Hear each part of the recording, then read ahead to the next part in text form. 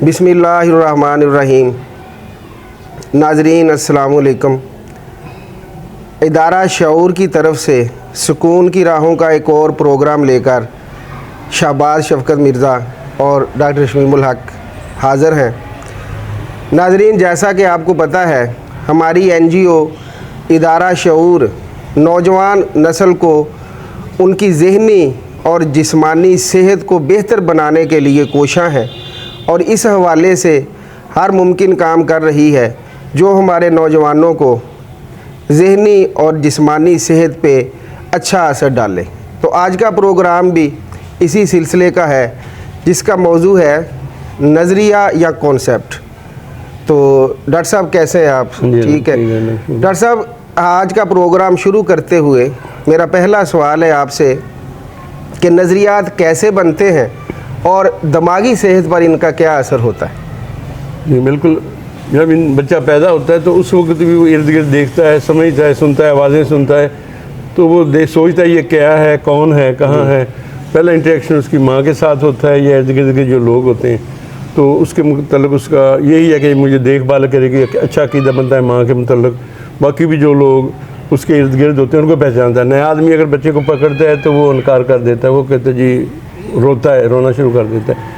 तो और उसके अलावा फिर बड़ा होकर देखता है, माहौल देखता है, बच्चे बाकी बच्चों के साथ खेलता है, उससे उसके कंसेप्ट बनते हैं या अक़ीदा बनता है। अच्छा डॉक्टर साहब, ये इसके बाद जो है और भी है उसमें कि माहौल के अलावा जो एजुकेशन में जाता है वहाँ भी उसका अक़ीदा बनता है। जी जी। अच्छा, ये जो कॉन्सेप्ट्स हैं, नज़रियात, ये कितनी किस्म के होते हैं? हाँ, नज़रियात एक तो दुनिया के मतलब, इर्द गिर्द के मतलब है, माहौल के मतलब, या दुनिया में जो फिनोमिनन हो रहा है, मुख्तलिफ अच्छे काम हो रहे हैं, बुरे काम हो रहे हैं, वो सोचते हैं क्यों हो रहे हैं, इसके पीछे कौन से फैक्टर्स हैं, क्योंकि बहुत सारे वेरिएबल्स हैं जो चीज़ें पैदा करते हैं। तो अक़ीदा अगर उसका बन जाए कि ये खुद ही सारा कुछ हो रहा है तो फिर वो कन्फ्लिक्ट आ जाता है। अगर समझता है कि ये चोरी हुई थी, ये डाकू चोर ने किया या किसी ने किया या सज़ा मिली है तो उसने कोई कसूर किया, तो ये कंसेप्ट का इसलिए बड़ा सही होना ज़रूरी है कि चीज़ें जो हो रही हैं उनको सही एनालिसिस करेगा तो वो सेहतमंद रहेगा। अगर वो उल्ट चीज़ें क्या, कोई मैं तो ये समझता हो कुछ और गया तो फिर कॉन्फ्लिक्ट बन जाएगा। अपने मतलब होता है फिर उसका नज़रिया कि मैं कैसा हूँ, मैं अच्छा हूँ पढ़ाई में, या घर वाले उसको कैसा समझते हैं, दोस्त कैसा समझते हैं, तो मैं अपनी क्वालिटीज़ पर उसकी नज़र होती है। अगर वो समझे मैं तो बिल्कुल ही ख़त्म हो गया हूँ, मेरा दुनिया में रहने का कोई फ़ायदा नहीं है, तो खुदकुश भी, यानी खुद के मुतालिक भी अच्छा नज़रिया होना चाहिए। मैं अच्छा कर सकता हूँ, जो हासिल कामयाबी की उसको भी याद रखना चाहिए। एक आदमी अगर बहुत सारे एग्ज़ाम पास कर रहे हैं, एग्ज़ाम में फेल हो गया, थोड़े मार्क्स हैं तो उसमें डिसाइड हो गया मैं तो ज़ीरो हूँ, या लोग एहसास दिलाने की कोशिश करते हैं, खुद उसको डाउन नहीं होना चाहिए। अगर खुद डाउन हो जाएगा कि वाकई मैं नकारा हूँ तो फिर वो ज़्यादा डिप्रेशन उस पर ना, घर वालों को डिस्करेज करना चाहिए। दूसरों के मुताल्लिक़ नज़रिया भी इसमें शामिल, दूसरे जो लोग हैं इर्द गिर्द के, उनमें है बहन भाई हैं, क्लास फेलोज़ हैं, और जैसे अपोजिट सेक्स है उसके ऐसे रिलेशनशिप, तो ये सारों के मतलब उसका ये बंदा मेरा खैर खा है या नहीं खैर खा, ये सच बोलता है या ये मुफाद परस्त, या सारी चीज़ उसके में ऑलरेडी ये अक़ीदा एक्चुअली जो पहले दिमाग में मौजूद है। फिर हम देखने के बाद फैसला करते हैं। जैसे हमारा अगर दोस्त चाकू लेकर आए तो आप समझेंगे यार कोई फल काटने के लिए लेके आ रहा है, लेकिन एक दुश्मन है उसके हाथ में चाकू है तो हम समझेंगे ये हमला करेगा। इसलिए जो पहले का कंसेप्ट है वो इम्पोर्टेंट है, जो मौके पर बंदा देखता है वो उसी बैकग्राउंड में उसकी देखता है। अच्छा, एक और डॉक्टर साहब बड़ा अहम सवाल है आजकल के हवाले से, नौजवान नस्ल में एक नज़रिया है मोहब्बत का, इश्क का, उसके हवाले से कुछ बताइए हमें। वो तो यही है कि वो भी हमारे बहुत एक्सट्रीमिस्ट हैं, जैसे हमें फिल्मों में या ड्रामों में या लिटरेचर में या मतलब शायरी में समझाया जाता है कि महबूब एक बहुत ज़बरदस्त चीज़ है, जो पसंद है कि वो पता नहीं मेरी हर चीज़ को कबूल करेगा, उसकी हर चीज़ अच्छी है, लेकिन प्रैक्टिकली ऐसा होता नहीं है। जी जी। तो उसमें अगर मार्जिन नहीं रखता तो फिर वो बाद वक़्त वो एक तरफ से ना हो जाती किसी वजह से, तो दूसरा बंदा कन्फ्लिक्ट का, डिप्रेशन में चला जाता है, एंग्जाइटी में, और आगे मतलब इस हवाले से भी अपने नजरिए को इतना सख्त नहीं करना चाहिए कि बस बंदा रखेगा तो उसके अंदर गुंजाइश रखनी चाहिए, फ्लेक्सिबिलिटी होनी चाहिए। जी डॉक्टर साहब, बिल्कुल ठीक है। अच्छा डॉक्टर साहब, एक और मेरे जहन में सवाल आ रहा है, ये जो मजहबी अकायद हैं, ज़हनी सेहत पर इनका कितना असर होता है? हाँ, ये भी है कि मजहबी अकायद हमारे बदकिस्मती जो एजुकेटेड है वो तो अच्छा मजहब का ट्रांसलेशन या उसकी कह लें डिस्क्रिप्शन वजाहत अच्छी करते हैं, लेकिन कुछ हमारे पुराने नज़रिए के लोग हैं जो पुरानी चीज़ों को और पीछे ले जाते हैं। मतलब जो इंसान के वो भी कहता है ये पहले से क्या लिखा हुआ है, फलाना तकदीर का मसला है, तो उसमें लोग ज़्यादा परेशान होते हैं कि अगर पहले लिखा है तो मौके पर जो वाक़यात हो रहे हैं, कोई जुर्म हो रहा है तो उसका तो हर मज़हब में सज़ा है, अच्छा काम करोगे तो अच्छा उसमें जो है चीज़ है। तो इसलिए उनको चाहिए कि वो जो अकीदा ऐसा किस्म का मज़हब की तशरीह ऐसी करें जो प्रैक्टिकल माहौल के साथ चल सके।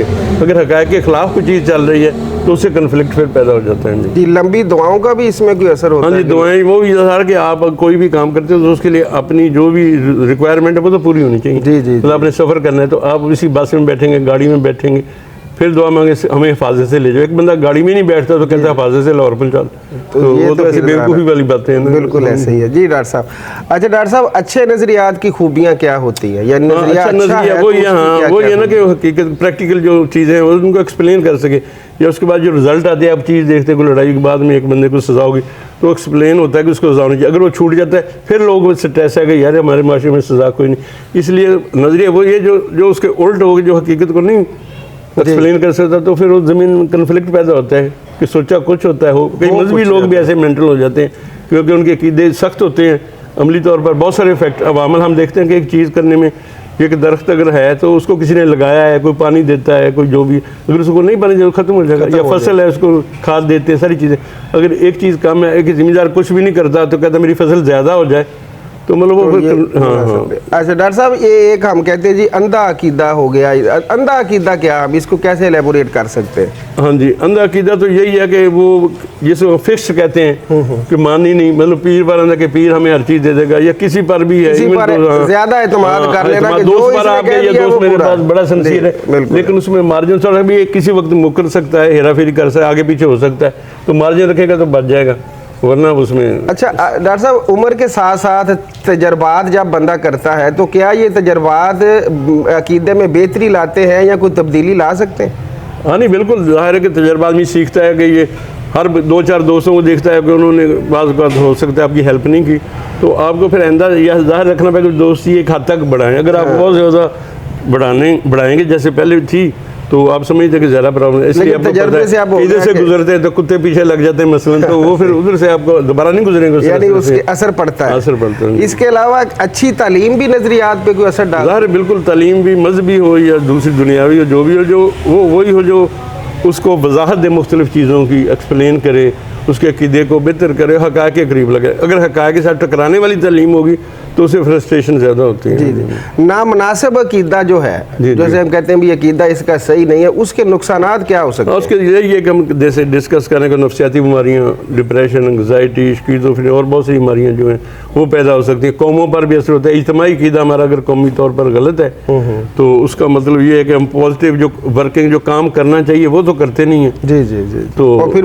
वो कौमें वो पीछे रह जाती हैं, यानी हम उनसे उधार लेते हैं, सूद पर चीज़ें ले लेके रोटी गुजारा करते हैं, और फिर भी हमें ये है कि हमारे दुआ से असर सारा काम सारे सही हो जाएंगे, मुनासिब नहीं होता। अच्छा डॉक्टर साहब, बड़ी अच्छी हमने अकीदे पे हमारी गुफ्तगू चल रही है, तो क्या नज़रियात को बेहतर भी बनाया जा सकता है? उसके लिए क्या क्या? बिल्कुल वही, एक तो ये है कि वालिदैन के अकीदे नज़रिया ठीक है, जो बच्चों को सिखाते हैं बचपन से, माँ की गोद है, अगर वही आपको जैसे फ़िरके हमारे बन जाते हैं वो बचपन से हम सीखते हैं ना, वरना तो कोई फ़िरका नहीं बढ़ा। जो पढ़े लिखे लोग इन चीज़ों पर नहीं ज़्यादा फ़र्क, तो ऐसे एजुकेशन है, फिर जितने आप अच्छे माहौल में जाएंगे, प्रैक्टिकल चीज़ें, साइंटिफिक नॉलेज देखेंगे कि काज़ज़ हैं, वजूहात हैं, हर चीज़ की कुछ समथिंग हमें समझ ना भी है तो देयर आर मैनी फैक्टर्स जो उसको वक्त हमें होता नज़र आ रहा है ना, तो उसके पीछे एक चेन होती है एविडेंस की, मेहनत की, या एक सिस्टम की, तो उनको हम आउट कर देंगे। इसलिए एजुकेशन जो है बहुत ज़रूरी है, माहौल से भी सीखता है, माहौल अगर अच्छा होगा तो सीखता है तालीमी इदारों में, इसलिए बड़ा अच्छा। मीडिया जैसे हमें